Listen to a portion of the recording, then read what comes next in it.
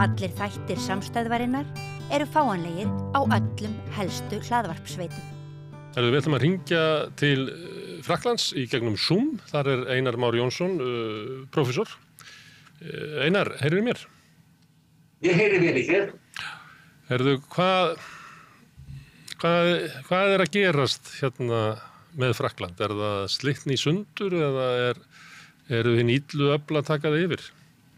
Það alveg óvíst. Eins og nú ég get sagt þér það að þegar á kvöldi kosningadags í fyrrumferðinni þá fóru fréttaskýrendur að reikna út hvaða marga þingmenn hver flokkur geti fengið eða hver fylking geti fengið og það náttúrulega mjög sveigjanlegt því það náttúrulega erfitt að reikna þetta út en hvaða marga þingmenn sem þessi þjóðarfylking Marine Le Pen myndi fá, þá myndi hún ekki fá hreinan meirihluta.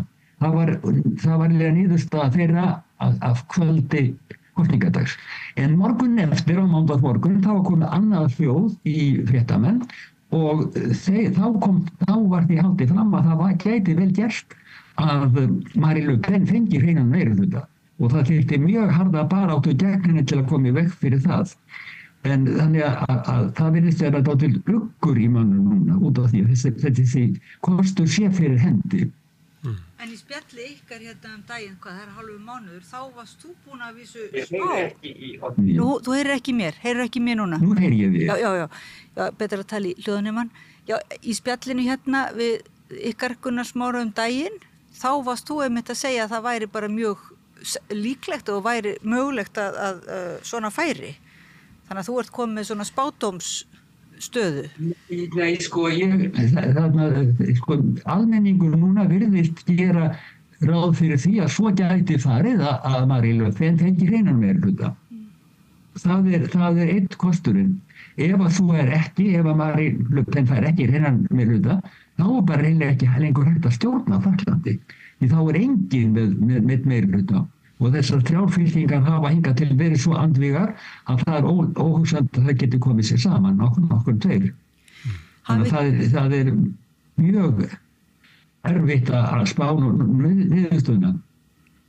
Nú virðist eitt þó allavega ljóst að Macron búinn að vera, ef svo má segja. Hans ferill á enda. Hann hefur allavega fengið ekki með sér, alls ekki, hann mun alls ekki hafa það með sér og hann búinn að missa stjórn á sínum eigin flokki. Það eins og þessi hans flokksmenn vilji helst sem minnst af honum vita. Og hann hefur heldur uppi ekki neinum aga, ef hann villi koma einhver ákveðni línu á, þá eru aðrir bara heila móti. En talandi spádómsgáfu að nú þarf spámann sem að getur séð inn í huga kjósenda því að kjósendur eru bara ólíkir og standa frammi fyrir ólíkum kostum. Í einhverju kjördæminni getur verið þannig að ég kaus fylkingu Macron en núna mun ég standa frammi fyrir vali á milli þjóðfylkingarinnar og kannski frambjóðanda frá flokki Mélenchon. Og hvernig mun ég bregðast við? Mun ég segja að þá skömminni skárra að hafa sterka ríkisstjórn, meirihlutastjórn þjóðfylkingarinnar, heldur en eitthvað glundróða frá miðju til vinstri. Ég menn það eiginlega ómögulegt að sjá hvernig ólíkir kjósendur bregðast við ólíkum kostum. Það vissulega rétt, sko. Það má ekki gleyma einu, sko, hvernig fransk stjórnmálakerfi virkar. Sem því það eru einmenningskjördæmi að sjálfsögðu. Eftir í fyrstu umferð hafa nokkrir náð kosningu strax þar þeir fengi hreinan meirihluta og þá eru þeir kjörnir. En í öðrum kjördæmi þá eru tveir, í aðra umferð geta þeir boðið sig fram sem fá meira en 12,5% af mönnum sem eru á kjörskrá. Það segja öllum kjósendum. Og þá það nú oft svo að það séu tveir í kjöri og þá getur það alltaf bröð til begja vona að fer eftir stuðningu sem hvorum sinn hefur í þessu ákveðna kjördæmi og það fer þá eftir aðstæðum. En svo ber það alloft við og miklu oftar núna heldur nokkuð tíma fyrir að það séu þrír sem geti farið í aðra umferð og jafnvel einstakar sinnum fjórir. En þá var það stefna sem menn tóku, vinstri sem var boðuð, að ef að 3 í kjöri, þá skuli sá sem þriðji í röðinni draga sig í hlé og styðja þann sem getur sem sagt fellt mann frambjóðanda úr fylkingu Le Pen. Og það var talað, vinstri menn hafa talað það einum rómi að aðalatriði nú sé að koma í veg fyrir að Marine Le Pen nái meirihluta. Þannig að ef að vinstri maður í 3. sæti, þá skulle hann draga sig í hlé og beina kjósendum og kjósa þann sem hæfast, sem hinn þann frambjóðanda sem andstæðing Le Pen. Og nú, þetta var stefna vinstri mannar strax eftir kosningarnar fyrir umferðina og nú virðist sú raunin hafa orðið á að allstaðar eða nánast allstaðar þar sem að vinstri maður var í 3. sæti, þá dregur hann sig í hlé og hvetur kjósendur sína til að kjósa andstæðing þjóðfylkingarnar. Á hægri vængnum hefur þetta verið miklu óljósara.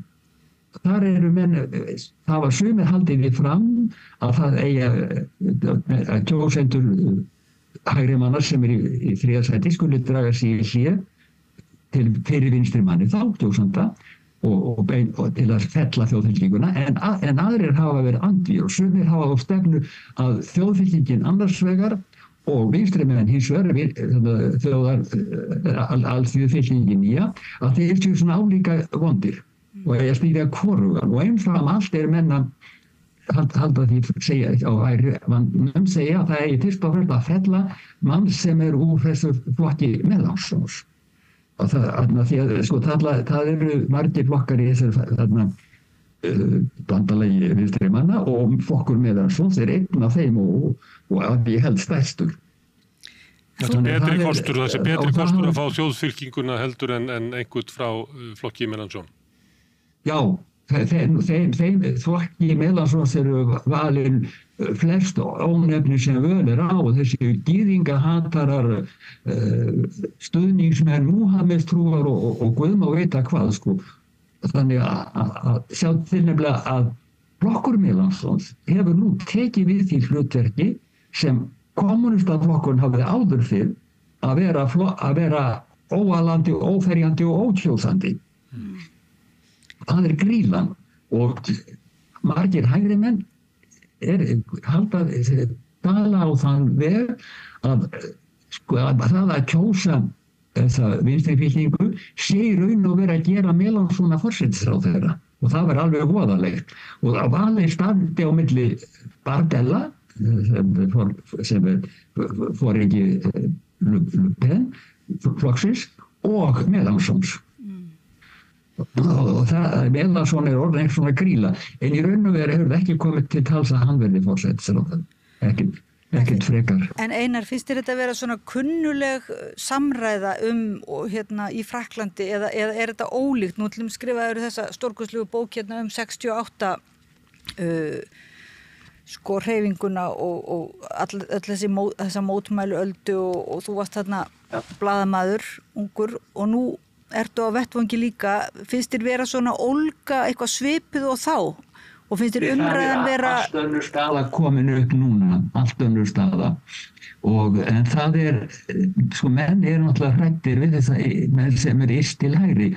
Þetta mjög undarleg staða að segja að flokkur Le Pen, sem var nú stofnað af gamla kallinum Le Pen, sem faðir Marine Le Pen, og þá var hann allra yst til hægri grímulaust. Þetta gamli kallinn Le Pen, hann var gyðingahatari og var og sennilega og lét oft frá sér fara orð sem hleyptu mjög illu blóði í almenning.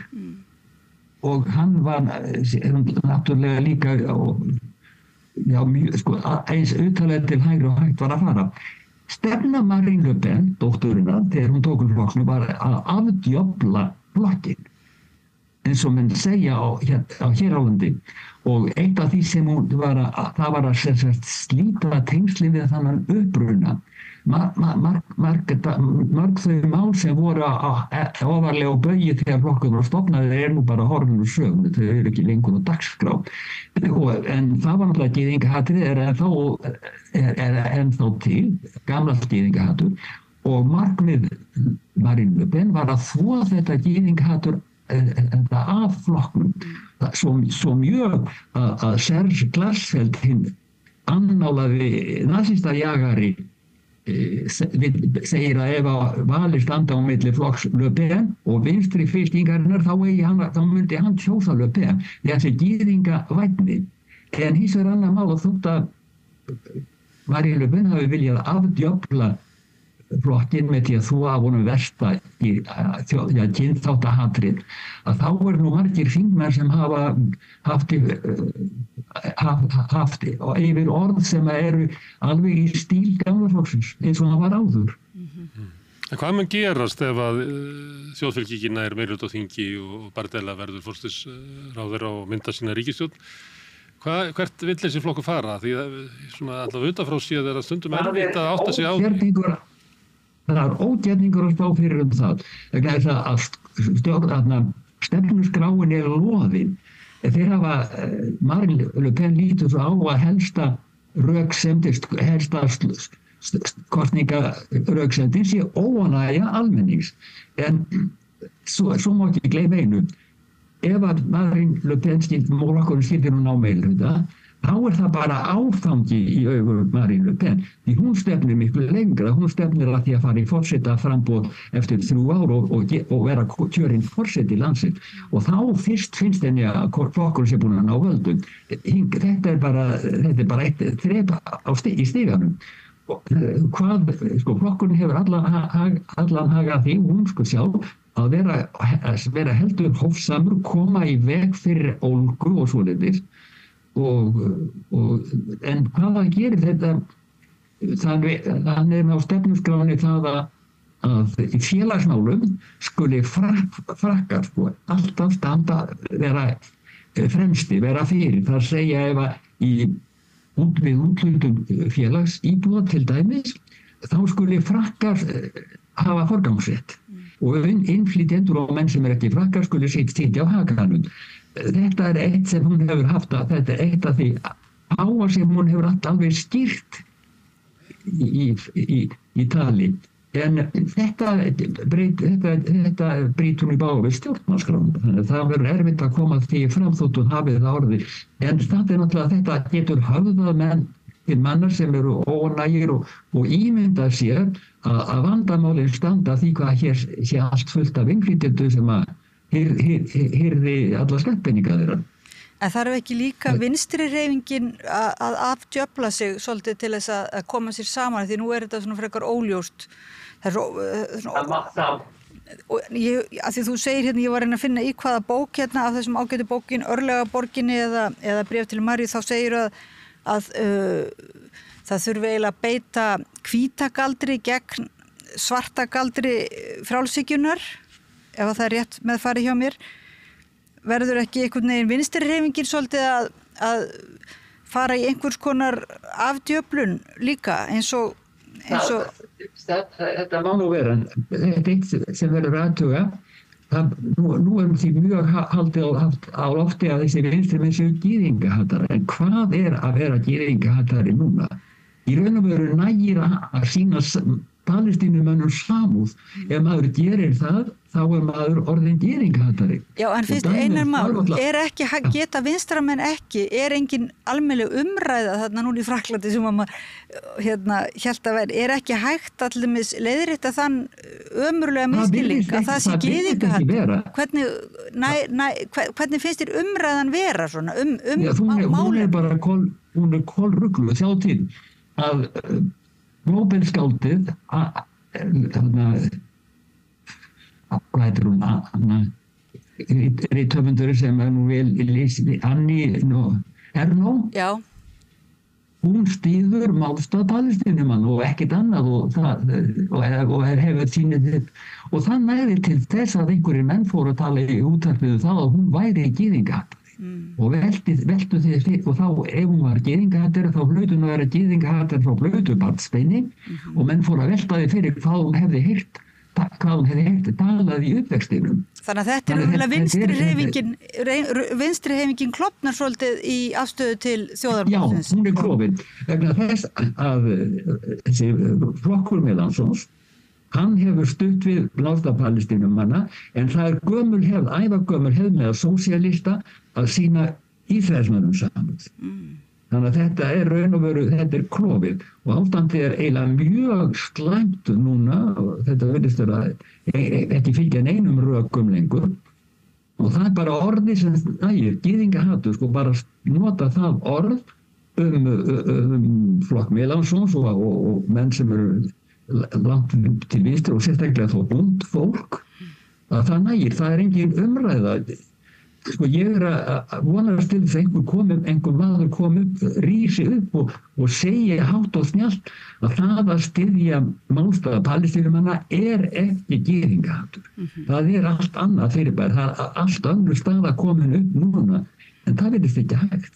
Má ég aðeins spyrja aftur út í hvert þjóðfylki gæti farið með Frakkland. Það sem þú varst að lýsa áðan að það væri eiginlega 2 þjóðir í landinu, annars væri innflytjendur og kannski líka þeir sem eru með 2-falt ríkisfang og svo hins vegar þeir sem eru þá ekta frakkar. Þetta hljómaði eins og lýsing á svona aðskilnaðar ríki, Ísrael eða Suður Afríka. Þetta í umræðinu allt saman einfaldað mjög, en það ekki hægt að þetta yfirlega miklu flóknara. Fyrir nokkrum áratugum þá stemdu frakkar að því að fá vinnuafl frá Norður-Afríku inn í landið og þeir halda bara atvinnuvegunum uppi, fá allsir búa til að vinna í verksmiðjum. Nú síðan eru margir áratugir og þessir menn væntanlega búin að fá franska ríkisborgararétt og allavega eiga þeir afkomendur sem eru franskir ríkisborgarar, þannig að raun og veru þeir frakkar eins og hverjir aðrir og svo náttúrulega bætast við svo koma nýjir innflytjendur sem kannski ekki löglegir. Þannig að þetta ansi flókið mál. Ég held að margir frakkar þeir sitja þetta allt undir sama hattinn, að þeir sjá menn sem eru óerðasettir kannski í útkverfum og þeir séu þetta innflytjendur, en þessir óerðasettir í útkverfum eru kannski frakkar alveg eins og þeir sjálfur. Af annarri og þriðju kynslóðjafel. Af annarri eða þriðju kynslóðjafel.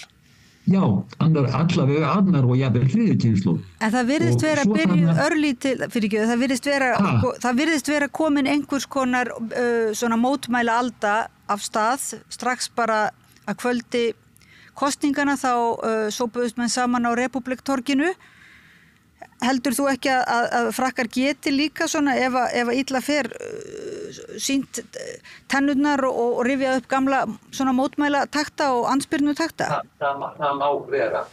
En það má ekki gleyma því og það sjálfsagt aðalatriði málsins að á bakvið þetta allt mjög djúp óánægja almennings og þessi óánægja á sér alveg skýra rætur, en þeir sem að verða fyrir að vera undir í þjóðfélaginu, þeir hafa kannski sína túlkun sem á allt önnur staðreyndir. Stjarni málsins þá að undanfarna áratugi hefur verið haldið upp í mjög stífri frjálshyggjustefnum og sem miðar að því að til dæmis að einkavæða allt sem hægt að einkavæða, jafnvel þótt að ríkið býði mikið tjón af því og sömuleiðis að reyna að draga allar tennur úr verkalýðsfélögum, eða bara rýta þeim til hliðar og fyrir bragðið þá hafa kjör almennings versnað mjög og það bæði til dæmis að það orðið miklu meiri munur á ríkum og fátækum og tekjur ofur auðkýringa rjúka upp úr öllu valdi. Nýlega var sagt frá því fréttum að einn ofur auðkýringurinn hefði fengið 300 milljónir evra í árslaun árið 2023 og svo annað þessu önnur afleiðing frjálshyggjunnar, svo að draga sem allra mest úr opinberri þjónustu.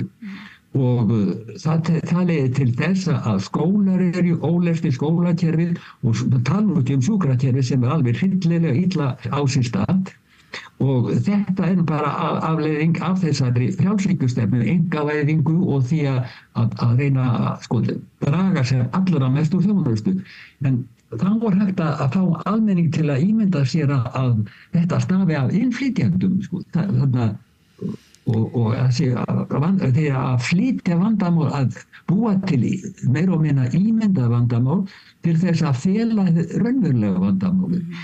Og náttúrulega þegar spurningin það hvort að afdjöfla vinstrimenn eða ekki, og það líka svo á að flokkur Melansons, eiginlega einhver samsafn af einhverju djöflum, þá má ekki gleyma því að kjarni málsins nú að losna við frjálshyggjuna. Það ekkert að vera róttækari eða miður róttækur, það aðalatriði það að gera það sem þarf til þess að losna við frjálshyggjuna. Það á meðal þarna reyna að bæta kjör almennings og stemma stigu við ofurauðgýringum og endurreisa opinbera þjónustu. Það kjarni málsins. Hvað stefna þjóðfylkingarinn í þessum málum? Þjóðfylkingin, hún mun ekki skrúa ofan að nýfrjálshyggjunni og það má líka bæta kannski annarri spurningu það sem að mun ráða því hvort að hún nái völdum eða ekki hver að vera afstaða auðvaldsins. Er auðvaldi farið að styrkja þjóðfylkinguna til þess að verja auðsinn sem að hún náði undir sig á tímum nýfrjálshyggjunnar? Sem sé þarna að forystumenn þjóðfylkingan og Marie-Le Pen þá í fararbroddi, þeir að reyna að fá stöðning atvinnurekenda. Kannski gengur það misjafnlega vel, en þeir leggja allt kapp á það og það eins og Marie-Le Pen vilji vera business friendly eins og sagt, það þýðir að fara bara eftir hagsmunum þessara auðkynninga yfir. En Einar Már, ef að þú myndir fara út á torg og mótmæla sem sagt frjálshyggjunni, heldur þú að það kæmi margir til þín og mótmæltu með þér, eða heldur að raunverulega það sé svo óljóst orðið hverju menn að mótmæla að það kannski að frjálshyggjan bara sleppi við? Ég nú kannski ekki nógu fljótur að hlaupa, en það alveg ljótt að ég finnst að menn eru búin að gleyma meira og minna frjálshyggjunni. Það náttúrulega talað þau umhverfum, en menn átta sig ekki á því að hún aðal vandamálið.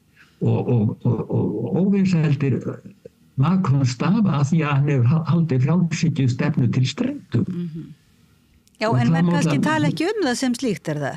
Það er ekki byrjun. Nei, það er ekki talað það sem slíkt, Það talað það að það þurfi að engavæða og En engin miðill, finnst þér ekki vera neitt miðill, engin fjölmiðill eða penni og svona skrif og umræða? Það eru fyrir að finna rítöfund að skrifa bækur þetta. Það finnur maður greining, en það ekki alveg skýrt í fjölmiðlum. En þá getum við nú bent á þessar bækur þínar, Einar, sem eru mjög góðar þá, frjálshyggjuna. Það eru nú gamlar, það eru nú orðnar gamlar. Nei, en þær eru nefnilega alveg, því miður eru þær alveg sígildar.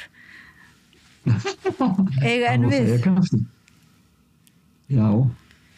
Þannig að við þurfum að lesa, ég var að lesa hann aftur hérna Örlagaborgin, það væri nú gaman að ræða við þig, svona bara byrja þessa afdjöflun frjálshyggjunar með einhvers konar hvítagaldri. Við getum sem alveg aðtuga það, En þetta var náttúrulega, það hafði náttúrulega margt breyst, og spurningi þetta, maður hélt á tímabili að menn væri að reyna að bæla frjálshyggjuna bólinni í burtu, en það ekki verið, fyrst eftir hrunið, þá virtust Hayek og Milton Friedman og þeir vera gjörsamlega úreldir, þeirra spádómar, þeirra kenningar höfðu reynst rangar og þá komst Keynes aftur á dagskrá, en svo gleymdist það, svo frjálshyggjumenn skrifuðu þannig í holur fyrst eftir hrunið og svo fór rektor Óli að skrifa aftur og treysta sín tök á stýrishófunum. Getur þú kannski sendt okkur nöfnin á, eða kannski við getum skrifast á, fá nöfn, er gaman að lesa bækur þessara rithöfunda sem að skrifa frjálshyggjuna? Já, ég ekki... nú ekki með það á kollinu núna, Nei, sko, ég ætla að lesa talsverð af þeim, sko. En Einar, þessi tengsl á milli sko nýfrjálshyggjunnar sem að brýtur niður samfélagið og svo uppgang nýhægrisins, við getum kallað svona uppgang fasismans að nýju. Þú lítur á þetta sé algjörlega tengt að ef við keyrum nýfrjálshyggjuna í 30-40 ára þá munum við uppskera einhvers konar fasíska flokka. Það ekki gott, þetta sko upphaflega þessi stefna til hægri og frjálshyggja, þetta nú tvennt ólíkt. En það eins og þeirra hagsmunir farið saman. Að, til dæmis ef að þessi sko sem kallaður illiberalismi, sem sagt hálfgert einræði, það henta frjálshyggjumönnum mjög vel. Ég held að hvað var ekki Milton Friedman eða Hayek sem sögðu það sko að lýðræðið var ekkert aðalatrið, það var bara efnahagsstefnan sko. Og þannig hann spurði sko ef almenningur kýs á móti frjálshyggju á og þá að hlýða vilja almennings. Ég held að Milton Friedman hafi verið andvígur því. Þannig að þessi þarna þótt að þetta sé tvennt ólíkt, til dæmis ég held að það ekki nokkur þátt að bendla af nýfrjálshyggjuna við kynþáttahatur eða svo við, það hreinlega hægri stefna, en þessar tvær hreyfingar sem eru sennilega ólíka, hagsmunir þeirra fara saman, geta farið saman. Það eiga líka svona samleið í sögunni að niðurbrot samfélagsins á tímum nýfrjálshyggjunnar býr til jarðveg fyrir vöxt nýja hægris. Og þegar að þú stað komin upp að nýfrjálshyggjan ósenjanleg í kosningum, að þá munu þeir sem hafa halda henni áfram velja sér flokka nýja hægrisins til þess að geta haldið sinni stefnu áfram. Það alveg rétt. En forsendana til þess að þetta gangi upp náttúrulega að vinstrið sé eiginlega vankað, sofandi eða dautt á meðan á öllu þessu gengur yfir. Já, og það má alltaf búa til einhverja grílu sko, og grílan núna er gyðingahatur og svo náttúrulega þá gamla gríla þeir myndu leggja atvinnulífið í rúst. Frjálshyggjan það virðist vera haldið fram að frjálshyggja sé algildi sannleikur sko, og þá varum leið og vinstri menn fara að stað með einhverja vinstri stefnu að þá farið að rifja upp Sovjetríkinu og svoleiðis sko. og Norður-Kóreu að þá verður ástandið eins og í Norður-Kóreu eða Sovjetríkinu á sínu tíma. Þannig að grílu orðræðan mjög, það grílu orðræðan sem að ræður ríkjum dálítið. Já.